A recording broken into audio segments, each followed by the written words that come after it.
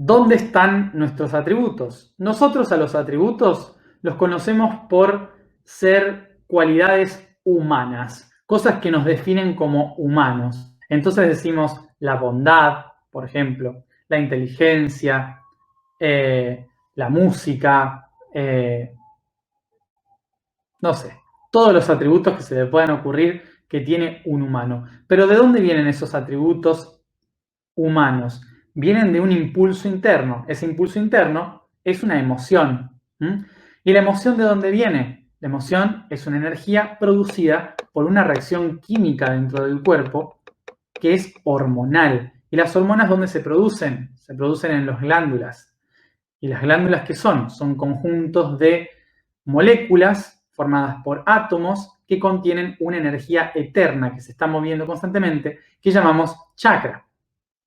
¿Y ese chakra qué es? Energía de vibración. Y esa vibración es la creación. ¿Se entiende por dónde viene la cosa? Entonces, ¿qué significa?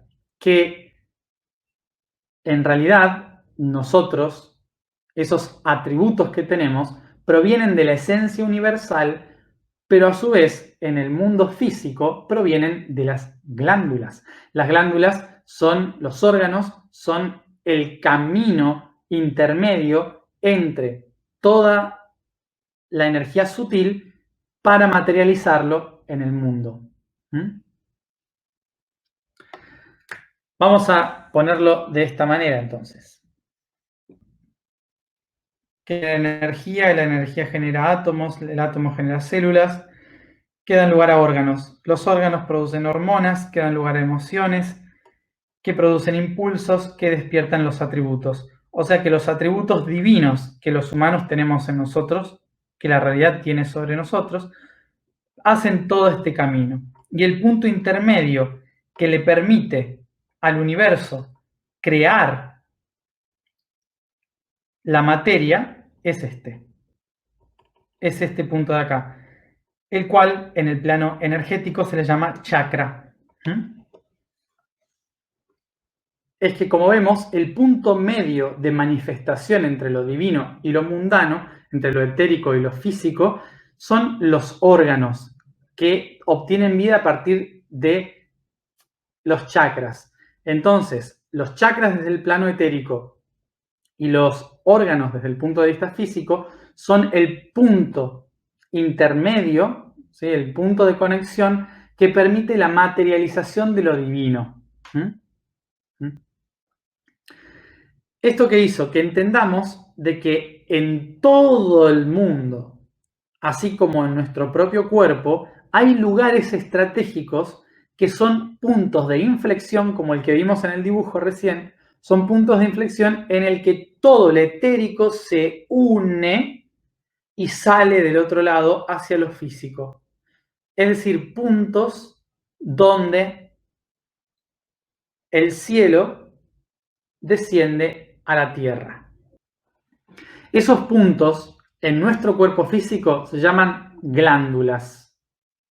Las glándulas del sistema endocrino.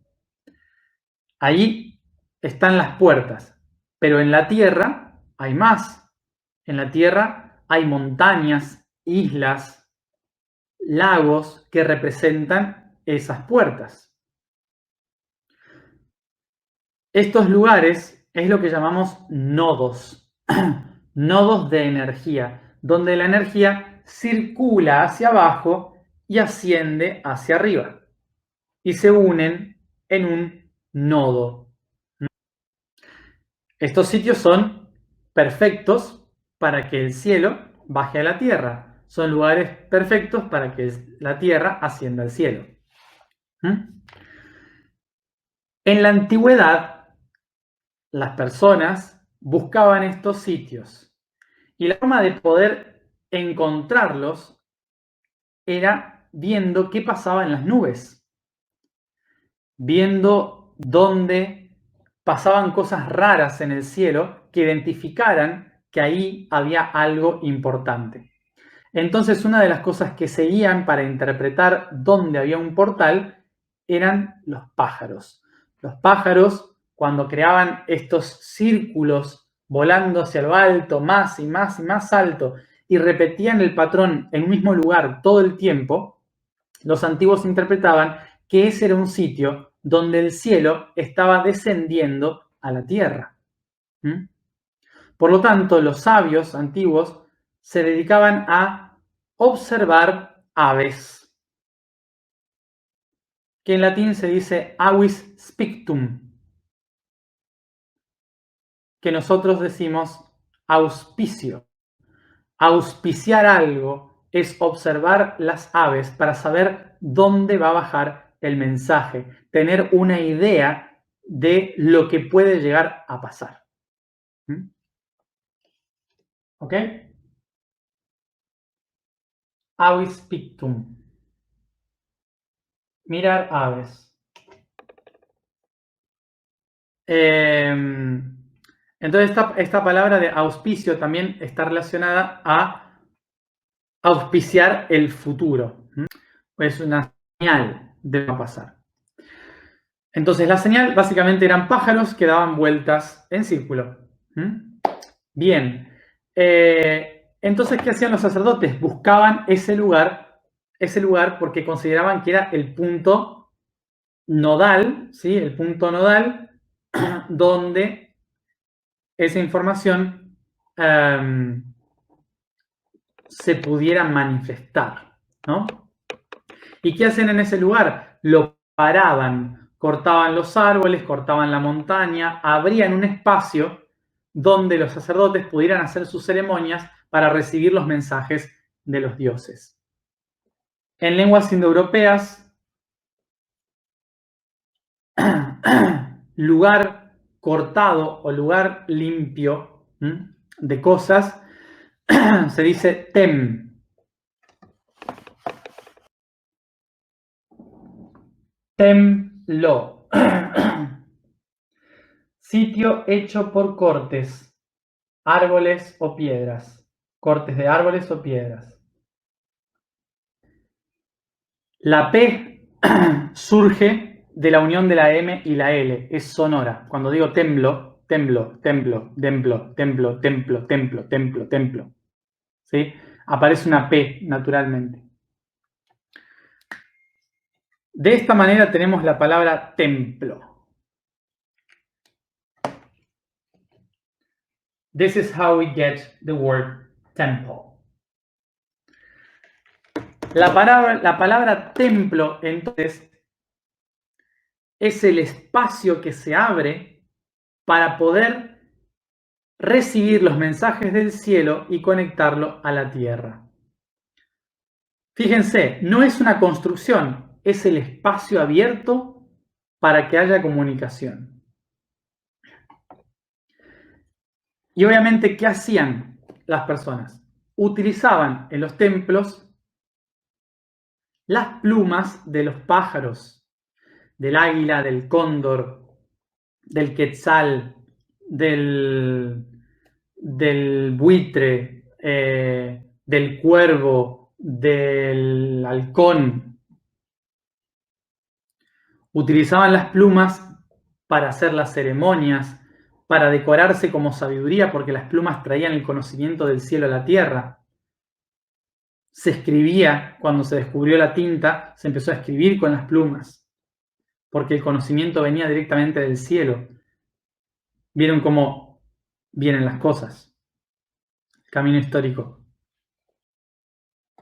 Y entonces llegó un momento en que empezaron las construcciones. ¿Qué se hizo? Como los sacerdotes se iban a vivir a ese lugar para encarnar a ese ser divino, entonces se construyó una casa para los sacerdotes donde pudieran reunirse con Dios, con los dioses. Y por eso se le llama templo. En realidad era una casa donde los sacerdotes podían reunirse con el espíritu de los dioses.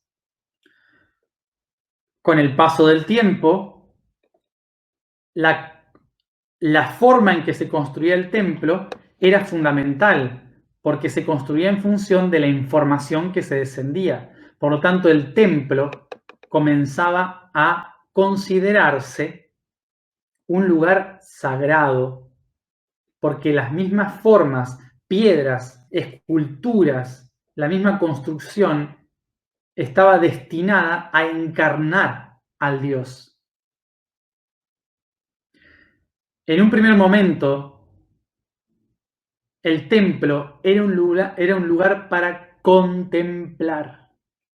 Fíjense la palabra contemplar. Contemplar significa reunirse en el temple. Reunirse en el temple, en el espacio abierto, para observar el cielo.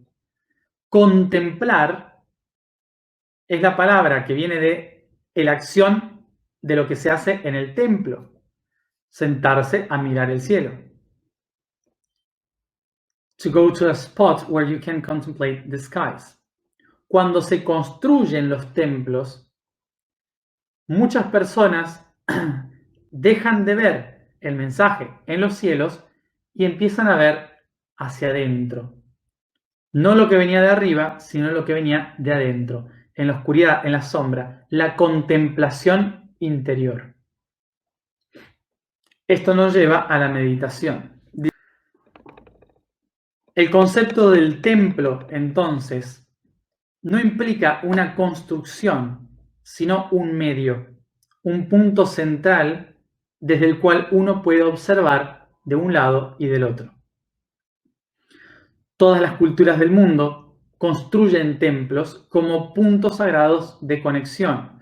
Aún así, hay muchos templos que son naturales, como ciertas montañas, lagos, islas, como ya lo dije, árboles. Hay muchos lugares sagrados que están repartidos en la tierra y que no tienen un templo físico, pero sí son considerados templos porque son puntos de descenso de energía y por eso se le llama templo etérico.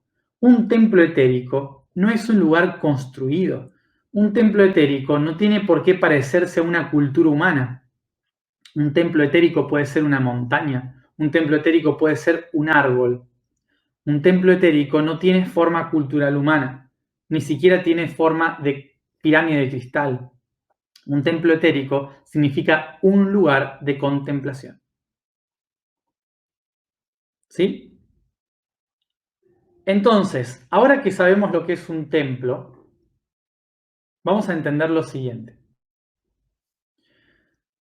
Todo lugar que nos lleva a unir cielo y tierra es considerado un templo, ya sea un lugar natural o un lugar cultural, ya sea una iglesia cristiana, ya sea una mezquita musulmana, ya sea una sinagoga, ya sea un templo hindú, budista, no importa de qué religión sea, es un templo. Tiene la intención de formar parte de un nexo para ir hacia el centro y unir cielo y tierra. Por eso, no importa a qué templo vayan. Lo importante es que contemplen. ¿Sí? No es una cuestión de religiones el templo, es una cuestión de observación. Un templo es un lugar que fue construido o tiene el objetivo de contemplación. Es decir, una casa no es exactamente un templo, porque una casa es donde uno vive, donde uno lleva su acto diario, donde hace sus cosas diariamente. No es un lugar de contemplación. Puede que haya un espacio de la casa que lo dedique exclusivamente a la contemplación y se convierta en un portal. Eso sí, puede ser también el árbol del jardín, ¿sí? Pero no cualquier lugar puede ser un templo. Un templo solo se convierte en un templo cuando la intención es contemplación, ¿sí? Cuando nosotros vivimos desde la inconsciencia, nuestro cuerpo es un cuerpo, pero cuando empezamos a vivir desde la conciencia, nuestro cuerpo se vuelve un templo. Y no un templo porque dentro está el alma, sino un templo, porque yo ahora me contemplo a mí mismo y me doy la importancia adecuada que mi cuerpo necesita o le corresponde. Por eso lo de esta semana, lo que vamos a hacer es tratar de entender ese cuerpo físico, tratar de conocerlo, saber cuáles son las partes de este templo, reconocer cada uno de esos templos internos y cómo cada uno de ellos es un puente de comunicación de lo sutil a lo denso, de lo denso a lo sutil.